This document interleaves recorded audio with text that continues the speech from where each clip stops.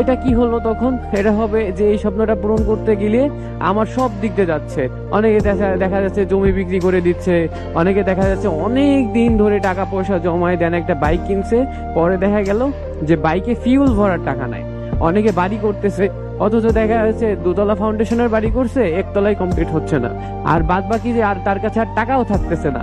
তখন কি হচ্ছে? তখন সে কিন্তু স্বপ্নগুলো পূরণ করতে পারতেছে না, সে আটকে যাচ্ছে। অতএব তোমার স্বার্থের ভিতর যে স্বপ্ন নাই, সেই স্বপ্ন তুমি কখনোই দেখো না। এই স্বপ্নগুলো তুমি ত্যাগ করে দাও। ভোগে নয়, ত্যাগেই প্রকৃত সুখ। সো তুমি যদি এই স্বপ্নগুলো ত্যাগ করে দাও না, এই টাকাগুলো একদিন তোমার কাজে লাগবে। বাট তোমার সামর্থ্য আছে যে তুমি একতলা বাড়ি করবা, তুমি যদি তিনতলা বাড়ি করতে যাও না, তখন তোমার স্বপ্নগুলা না স্বপ্নই রয়ে যাবে, স্বপ্ন আর পূর্ণতা পাবে না। উল্টা ওই বাড়িও কমপ্লিট হবে না, ওই গাড়িও তুমি চালাইতে পারবা না।